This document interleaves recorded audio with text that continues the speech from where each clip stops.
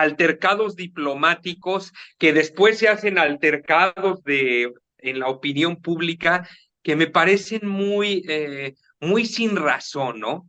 Pero que sí causan un efecto. Es decir, ya cuando entras en un debate y además en un debate tan polarizado, porque en México sí ha causado un efecto muy notable, ¿no? Sobre todo de justamente los agraviados o los marginados o los oprimidos, los sectores desfavorecidos históricamente en México, que sí se sienten conquistados, que sí se sienten agraviados, pues surge una emoción y un sentimiento nacionalista, ¿no? Indigenista, decir, bueno, si nosotros hemos culturas grandiosas y pinches españoles y viceversa, ¿no? También en España surge este sentimiento nacionalista, extremista, de decir, bueno, si realmente los mexicanos eran unos indios de taparrabos que vivían en la era de piedra, ¿no? Entonces, sí me parece que despierta un discurso nacional, nacionalista en ambos lados del océano, pero que no necesariamente me parece que abone a la buena convivencia. Particularmente te voy a decir, en lo particular, mi opinión, porque yo creo que sí, justamente, yo creo que no es ni Día de la Hispanidad, pero tampoco me parece que sea el Día de la Resistencia Indígena. Yo en ese sentido sí sería más un tipo punto medio, con la posición, por ejemplo, que dices chilena o ecuatoriana, de la diversidad cultural. Y lo digo por lo siguiente, porque si tú revisas la historia, ¿sí? Realmente la toma de Tenochtitlan que llevó a cabo Hernán Cortés eh, fue una toma que se lleva a cabo en alianza con... Hernán Cortés llegó con 400 hombres, ¿sí? A la gran... O sea, tú no puedes concebir que en una nación ocupada, en un territorio ocupado por 10 millones de personas, 400 hombres hayan sometido a 10 millones, que era más o menos el aproximado de indígenas que vivían en aquel momento en México, de nativos, ¿sí? Entonces, naturalmente, y tú sabes que Hernán Cortés, mira, aquí hay que ver una cosa, porque incluso la llegada de Hernán Cortés es debatible si fue un conquistador o no. Y te voy a decir por qué. Porque cuando él era notario en Santiago de Cuba, y él ahí adquiere, porque además Cortés fue un hombre muy brillante, eso hay que verlo. Fue un hombre muy inteligente, fue muy un diplomático. aventurero, un agente de riesgos, de esta gente que se aventura y hace mucha fortuna. Él mismo financia la expedición sin la corona española, desobedeciendo al virrey, a Diego Velázquez, al virrey de Cuba, ¿sí? Financia las expediciones para llegar, porque él ya había habido otras expediciones previas con algunos otros marineros y demás que habían mandado y tenían información de que había mucho más que explorar hacia el occidente. Entonces llega Cortés, pero fíjate, él cuando se sube de La Habana, digo, de Santiago de Cuba porque ellos llegan a lo que hoy es Cozumel y entran por la península de Yucatán. Cuando entran, se sube Hernán Cortés, llevaba 11 barcos, ¿sí? Lleva 11 barcos, pero en los 11 barcos sube mulas, sube bueyes, sube vacas, sube gallinas, sube semillas.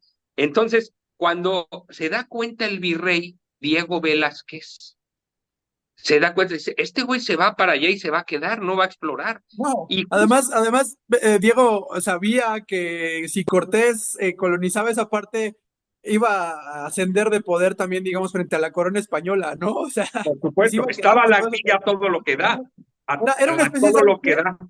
¿Sabes qué me suena? Perdón. Una especie de Game of Thrones sucediendo en la historia real, ¿no? Así de que todos buscando su propia posición, buscando su propio beneficio también. Si tú me permites, mira, esta idea de adentrarse al mar, esta idea europea de ir a conquistar, no ir a conquistar, pero ir a saquear o a explorar más allá, digamos, es una idea que viene de los mitos de la Edad Media, ¿no? Y de que Marco Polo tuvo mucho que ver en esa situación, porque él escribió libros y libros hablando sobre islas llenas de oro, llenas de riquezas, y entonces a los europeos como que les Las tronaba la Indias, ¿no? En mecha la parte asiática, lo que y era se la sacó India, el sudeste asiático, todo por allá. como el Gran Khan y todo eso. Tiene un cuentito muy chido. Mira, yo leí este libro que se llama La Ruta de Cortés. Está muy chido. Tiene ahí si lo quieren leer. Tiene como una revisión así meticulosa de cuál fueron, cómo Cortés inició todo esto y cómo llegó hasta acá. Y te das cuenta que realmente viene por una cuestión de ambición. O sea, el güey no creas que fue como de, yo quiero no sé, yo voy Cortés a es un colonizar. migrante más que un colonizador, un conquistador. Él venía a hacerse rico. Ujú. Él venía a hacerse rico. Él venía a hacer fortuna. Sí, y por eso vendió todo y, o sea, cuando lees su historia te das cuenta como de, güey, si no crees en el destino, lee la historia de Cortés porque él estuvo a punto de irse a otra expedición que sí llegó a las Indias, pero ese día se puso una peda y se puso una cruda, creo que se metió a la casa de una morra que tenía pareja y le dieron en su madre, entonces lo dejaron todo madreado y ya no pudo ir a esa expedición y por ese hecho en particular terminó yendo a esta expedición que lo trajo pues ahora todo lo que conocemos históricamente, ¿no? Claro. Y es Y te decía, bueno, él entra por Yucatán y ujú, después va caminando, obviamente, hacia el poniente. Y cuando llega a Tabasco, a mí me parece que surge cuando conoce a Marina, porque lo que conocemos, que la famosa Malinche, bueno, la famosa Malinche en realidad yo creo que es algo muy simbólico para el país, ¿no? Porque en primera hay que ver que era una mujer muy brillante, ¿no? Era una mujer que propiamente fue trilingüe en aquella época. Si hoy es difícil ser trilingüe, imagínate en un mundo prehispánico aislado. Ella era una esclava tlaxcalteca que por algún motivo capturaron ahí los olmecas de Tabasco y la tenían. Ella hablaba náhuatl y hablaba maya, que era la lengua que se hablaba por aquel entonces, el maya clásico, posclásico, por ahí, que se hablaba en Tabasco. Y entonces es la que después, cuando conoce a los líderes de Olmeca, los líderes de Tabasco, Cortés, y logra, no, ahí no recuerdo muy bien cómo es que, no sé si se la entregan, la conoce o por qué se la entregan, circunstancia, ¿eh? sí, era una esclava y se la entregan, digamos, Se la como entregan. Bueno, ella pues funge como el gran arma y también una de las grandes gestoras, ¿no? De la proeza de Cortés de con tan poquitos hombres lograr dominar un territorio, porque ella es la que le va platicando todo, le dice, allá en el centro de México hay un imperio, está Moctezuma, hay esto, hay otro, hay civilización, y ella le va platicando los usos, las costumbres, la comida, lo va educando, le enseña, porque además Cortés también un hombre que hablaba castellano, hablaba latín y aprende perfectamente el náhuatl, ¿no? Y el maya, porque era un hombre también políglota. Entonces, entonces, cuando ellos se unen, porque además se vuelven pareja, cómplices, romance, cómplices y todo, Cortés. Cortés ya estaba Cortés, casado, ¿eh? Cortés ya tenía esposa en Europa, ahí la dejó en Europa y vino aquí a... claro, como buen marinero, ¿no? Tú vas, en cada puerto, padre, hay que tener una en cada puerto. Cada quien, no, yo sí soy monógamo, Yo natural, también. pero bueno. No, pero bueno, era una chiste, una broma, ¿verdad? Un sarcasmo. Pero entonces la toma, pero además fue su gran amor. Ahí, eso sí lo registra la historia, que él se enamora y él la hace prácticamente una reina, virreina, no sé, en algún Mira, momento tuvo un título de noble, Marina, tuvo títulos nobiliarios por la corona española, ¿sí? Marina tiene que tener su episodio aquí con nosotros porque es una historia sumamente interesante. Es también nos lleva a hablar y debatir sobre ella.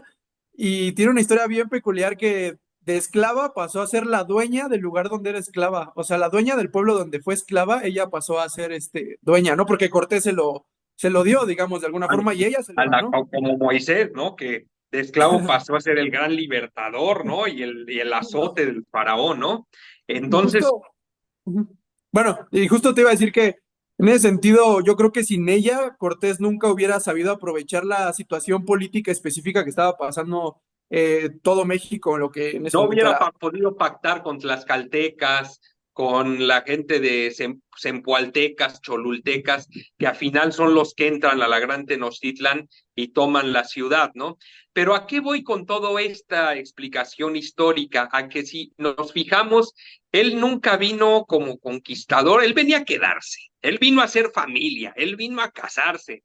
Es decir, y cuando sucede esta unión entre Marina y Cortés, a mí me da la impresión que históricamente surge una nueva nación, una nueva cultura, que es lo que hoy con una nueva nación, que es lo que hoy conocemos como la cultura mexicana, ¿no?